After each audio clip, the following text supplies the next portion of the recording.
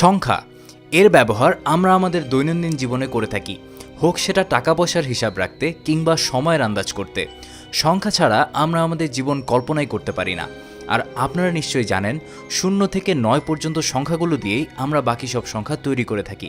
কিন্তু আপনাদের যদি বলি এই সংখ্যাগুলোর মধ্যে এমন একটি সংখ্যা আছে যেটি বাকি সব সংখ্যাগুলোর থেকে স্পেশাল। এই সংখ্যার ব্যবহার বেশ কিছু জায়গায় হয়ে থাকে, যার জন্য অনেকেই এটিকে একটি রহস্যময় সংখ্যা হিসাবে বিবেচনা করেন। ভিডিওর টাইটেল দেখে বুঝতে পারছেন আজকে আমরা মৌলিক সংখ্যা 7 নিয়ে কথা বলবো। কেন এই সংখ্যাটিকে লাকি নাম্বার বলা হয় এবং এর সাথে জুড়ে থাকা সব রহস্যময় ব্যাপার নিয়ে আমাদের আজকের এই এপিসোড। ভিডিওটি দেখে আপনি নিজেই যাচাই করে নিন 7 সংখ্যাটি কেন এত স্পেশাল। প্রাচীনকাল থেকেই অত্যন্ত প্রসিদ্ধ। আমাদের পূর্বপুরুষেরা পৃথিবীর 7টি আশ্চর্যের ব্যাপারে বলে গিয়েছেন। আমাদের এই পৃথিবী 7টি মহাদেশে বিভক্ত এবং এই মহাদেশগুলোকে ঘিরে আছে 7টি সমুদ্র। পৃথিবী মোট 7টি স্তরে বিভক্ত এবং আমাদের বায়ুমণ্ডলেও 7টি স্ফিয়ার বা স্তর রয়েছে। পৃথিবীর বিভিন্ন ধর্মে 7 সংখ্যাটি একটি আধ্যাত্মিক সংখ্যা হিসেবে স্থান পেয়েছে।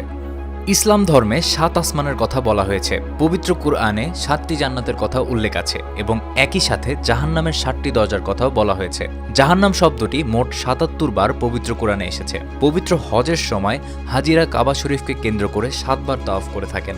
ওল্ড টেস্টিমন বা পুরাতন বাইবেল অনুযায়ী সৃষ্টিকর্তা এই পৃথিবীকে 6 দিনে বানিয়েছেন এবং 7ম দিন তিনি আরাম করেন। এটি এমন একটি ভিত্তি তৈরি করে দিয়েছে যেখানে আমাদের সপ্তাহগুলোতেও 7 দিন থাকে, আর আমরা আমাদের ওয়ার্ক সাইকেলও সেভাবেই ঠিক করি।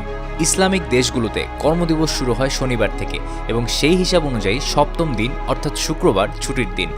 অন্যান্য দেশগুলোতে সোমবার থেকে কর্মদিবস ধরা হয় এবং রবিবার থাকে ছুটির দিন। নিউ টেস্টিমন্টে 7 সংখ্যাটি পৃথিবীর 4টি কোণা এবং হোলি ট্রিনিটির ইউনিটিকে সিম্বলাইজ করে।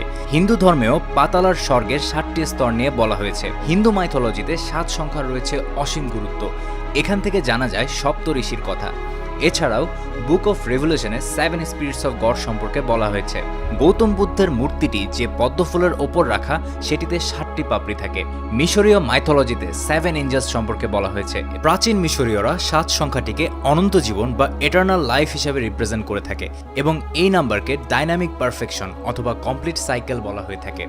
একইভাবে বেশিরভাগ ধর্মেই 7 সংখ্যাটির এক গুরুত্বপূর্ণ ভূমিকা দেখা যায় এবং এ কারণেই সংখ্যাটিকে লাকি এবং স্পিরিচুয়াল হিসেবে ধরে নেওয়া হয়। এবার আসা যাক প্রাকৃতিক নিদর্শনগুলোর দিকে। আমরা সবাই জানি রংধনুতে 7টি রং থাকে। আপনি যদি ফিজিক্স পড়ে থাকেন তবে এর কনসেপ্ট সম্পর্কে জানতে পারবেন, যেখানে একটি সাদা আলোকে একটি প্রিজমের ভিতর দিয়ে প্রবেশ করানো হলে এটি 7টি রঙে বিভক্ত হয়ে যায়। জ্যোতির্বিদ্যা বা অ্যাস্ট্রোলজির মতে আমাদের সৌরজগতে 7টি এমন গ্রহ রয়েছে যেগুলো মানব জীবনে প্রভাব বিস্তার করে। খেয়াল করলে দেখবেন সঙ্গীতেও মোট 7টি সুর রয়েছে।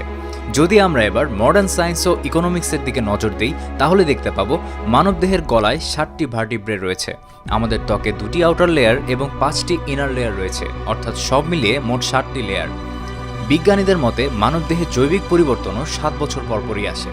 অনেক মানুষ বিশ্বাস করে যে অর্থনীতিও 7 বছরের সাইকেলকে অনুসরণ করে থাকে। উদাহরণ হিসাবে দেখা যায় যে 1966 সালে আমেরিকায় বিশাল বড় মুদ্রাস্ফীতি হয় এবং এর ঠিক 7 বছর পর সারা পৃথিবীতে তেল ক্রয় এবং বিক্রয়ের উপর নিষেধাজ্ঞা জারি করা হয়েছিল, যার ফলস্বরূপ পেট্রোলিয়াম প্রোডাক্টের দাম বিস্ময়করভাবে বৃদ্ধি পায়। কাকতালীয়ভাবে 1980 এবং 1987 সালেও স্টক মার্কেটের বিশাল বড় দরপতন হয়েছিল।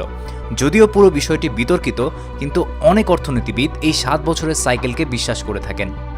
1956 সালে হার্ভার্ড ইউনিভার্সিটির professor George Miller human psychology related একটি গুরুত্বপূর্ণ পেপার প্রকাশ করেছিলেন, যার মূল ভাব ছিল যে মানুষ শুধু তার শর্ট টার্ম মেমোরিতে 7টি সংখ্যায় মনে রাখতে পারে, যার জন্য টেলিফোনের ডিজিট 7 বা তার কম সংখ্যার থাকত, যাতে মানুষ তা ভালোভাবে মনে রাখতে পারে।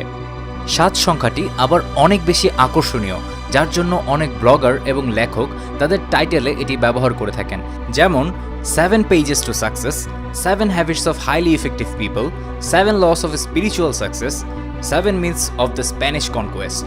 অ্যালেক্স বিলো নামের একজন ম্যাথমেটিশিয়ান একবার 44,000 লোক থেকে তাদের ফেভারিট নাম্বার জিজ্ঞাসা করেছিলেন, যার মধ্যে 4,000 লোকের প্রিয় নাম্বার ছিল 7, যা অন্য সকল সংখ্যা থেকে অনেক বেশি। যদি আমরা খেলাধুলার দিকে লক্ষ্য রাখি তাহলে দেখব যে নাম্বার 7 অনেক বেশি গুরুত্বপূর্ণ, যেমন ফুটবলে Cristiano Ronaldo, David Beckham, Franck Ribery ইত্যাদি। তাই বলা যায় যে নাম্বার 7 হিস্ট্রিক্যালি, কালচারালি, সায়েন্টিফিক্যালি এবং রিলিজিয়াসলি খুবই গুরুত্বপূর্ণ। যদিও আমরা মানি যে সকল সংখ্যাকে বিভিন্নভাবে কানেক্ট করলে এই ধরনের অনেক ফ্যাক্টই হয়তো পাওয়া যাবে, কিন্তু নাম্বার 7-এর মতো এত ফ্যাক্ট অন্য কোনো সংখ্যায় পাওয়া যায় না। এই জন্যই এই সংখ্যাটিকে অনেক বেশি রহস্যময় হিসাবে গণ্য করা হয়ে থাকে। নাম্বার 7 নিয়ে আপনার কি মতামত সেটি আমাদের কমেন্ট বক্সে লিখে জানান। যদি ভিডিওটি ভালো লেগে থাকে তাহলে ভিডিওটিতে একটি লাইক দিন এবং আমাদের কমেন্ট করে জানান। আমাদের নেক্সট ভিডিও আসা পর্যন্ত সকলের সুস্বাস্থ্য কামনা করে আজকে বিদায় নিচ্ছি। অনেক ধন্যবাদ।